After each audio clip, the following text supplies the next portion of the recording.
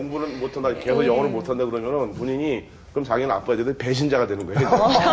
그렇기 때문에 아니, 그럼요. 굉장히 중요해요. 그때 그 관념이. 그래서 나가거든요, 이제. 그러니까 재욱은 굉장히 어때요? 지금 잘해요, 영어?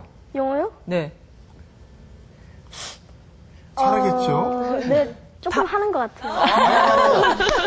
지금 그 영어를 정말 잘한다는 저희 증거를 하나 가져왔는데요. 네. 우리 또 재혁 군이 만 4살 때 초등 영어 3급 자격증을 획득했다고 하는데. 만 4살 때? 만 4살 때요. 재혁 군, 네. 이 자격증이 어떤 자격증이에요? 그 초등영어 능력시험이라고 그래서 이제는 그 니트 시험을 보지만 옛날엔 펠트 시험이 있었어요. 예. 그래가지고 만 4살 때 아빠랑 같이 공부를 해가지고 그 시험을 쳐가지고 합격을 한 거예요. 네. 어릴 때는 사실 이제 영어 뭐 단어 가르쳐주고 이런 건 한다 치고 아이가 성장하면서 맞춰줘야 되는데 그러려면은 그 이상화 씨가 더 공부를 하시고 뭐 나름 교육법도 좀 개발하시고 그런 과정이 있어야 되지 않을까 싶은데 어떻게 하셨는지. 그렇죠. 예.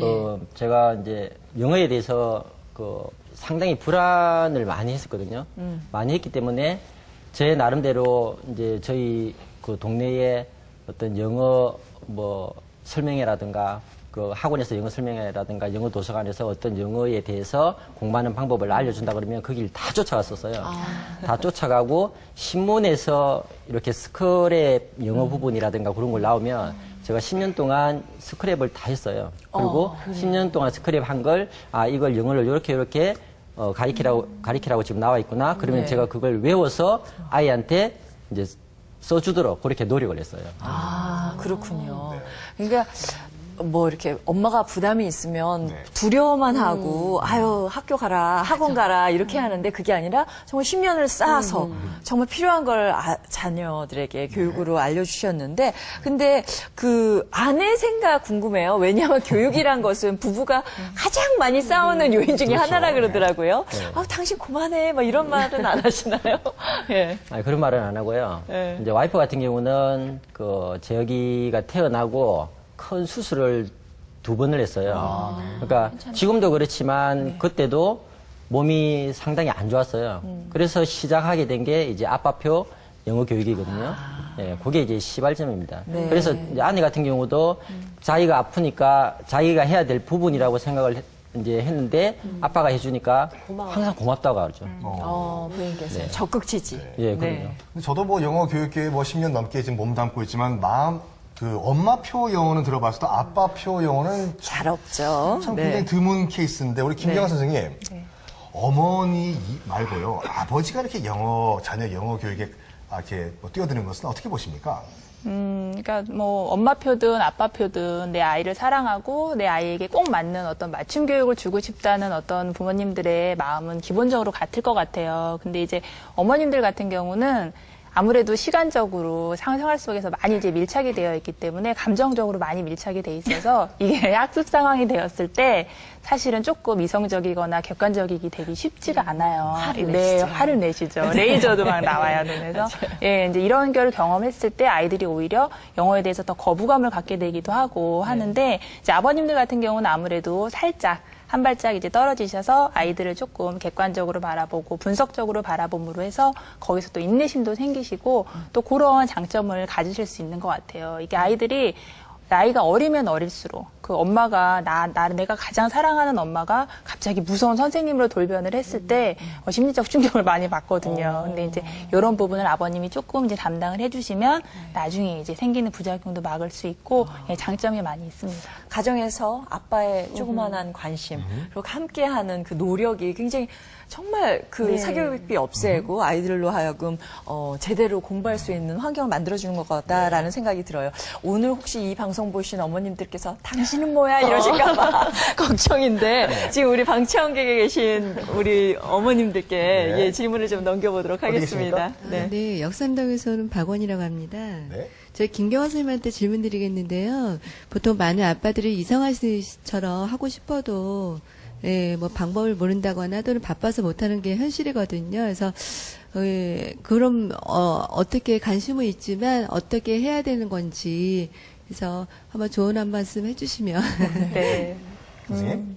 많이 바쁘시죠. 대한민국 아버님들 굉장히 많이 바쁘시고, 그러니까 아까 또 말씀하셨지만 이제 이런 방송 프로나 이제 어떤 이제 설명회 같은 데 다녀오시면 어머님들이 이제 자극을 받으세요. 그래서 이제 얘기를 하시면 이제 대화지만 겉으로는 대화지만 속으로는 이제 아버님들에게 부담을 주는 그런 경우인데 그런 경우에 아버님들이 어떻게 하시냐면 구체적으로 나도 잘해야겠다, 관심을 보여야겠다 이런 거를 익숙지 않으시잖아요. 네. 그렇기 때문에 어떻게 나타나냐면 너 영어책 갖고 와봐 이러세요. 영어책 딱 피세요. 그럼 이제 그 중에서 단어를 하나 딱 고르세요. 야, 뜻이 뭐야?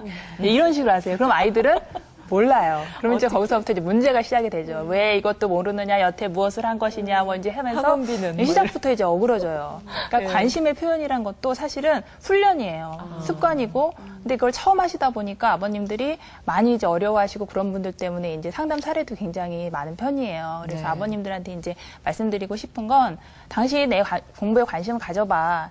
라고 엄마들이 말씀을 하시거나 아니면 어머니들이, 아버님들이 아이에게 나 너 관심 있다. 이런 추상적인 건 아이들에게 전혀 와닿질 않아요. 그러니까 구체적인 목표. 내가 영어를 책임질게. 라가 아니라 예를 들면 우리 아침 먹으면서 하루에 영어 5개씩 한번 해볼까? 단어 5개씩 해볼까? 아니면 일주일에 한 번씩 아빠랑 영어 비디오 보면서 우리 거기서 재미있는 장면 한번 찾아볼까? 이제 이런 식으로 구체적인 어떤 생활 속에서 아이가 아빠가 나한테 관심 있구나 이런 걸 느낄 수 있도록 하시는 게 좋을 것 같고요. 아버님들이 많이 바쁘셔서 규칙적으로 이렇게 시간을 내실 수 없다면 그 프로젝트식으로 수업을 하셔도 좋을 것 같아요. 그러니까 예를 들면 아이들이 이제 재학군처럼 5, 6학년이 되다 보면 영어 책이나 지문이 이제 사회나 어떤 과학 내용적인, 그러니까 넌픽션적인 그런 내용들이 많이 들어가요. 그러다 보면 아이들이 이제 배경 지식이 필요해지는데 요즘 아이들이 내 아이가 뭐 예를 들어 뭐 우주에 대해서 공부를 하고 있다. 그럼 같이 뭐 책을 찾는다거나 아니면 인터넷 자료를 보면서 그거에 대해서 같이 배경 지식을 모아주신다거나 이렇게 함께 보내는 시간, 실제로 아이가 경험할 수 있는 그런 시간을 통해서 이제 아빠의 역할 매김이 조금씩 이제 되었으면 좋겠습니다. 이상하 씨 정말 부럽습니다. 앞으로 뭐 아기의 교육이라든지 아니면 교육 계획에 대해서 어떻게 가지고 계세요? 저희한테 이제 크게 8가지 방법으로 영어에 대해서 교육을 하고 있거든요. 네. 근데 이제 그 아이들 같은 경우는 금방 식상해 하는 것도 있고요.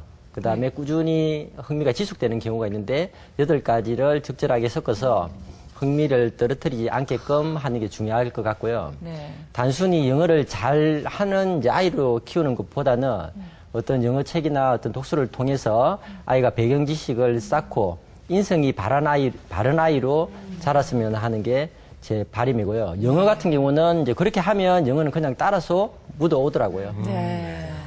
역시 그 교육을 목적으로 하는 것이 아니라 사랑으로 교육 철학이 있으세요. 네, 인성 개발을 위해서 더 노력하는 것이 아마 더 아이들에게는 편안하게 다가가지 않았을까라는 생각이 드네요. 오늘 함께해 주신 이상화 씨 그리고 아들 재혁군 그리고 김경아 선생님 감사합니다. 감사합니다.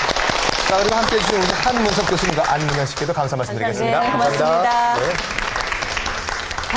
내일이 어린이날이에요. 그래요? 예, 와. 아이들 손 잡고 아이들과 뭘 할까 막 고민 많이 하실 것 같은데요. 예. 참 길도 막히고 놀이동산에 가야 되나 생각하시는 분들 이렇게 생각하십시오.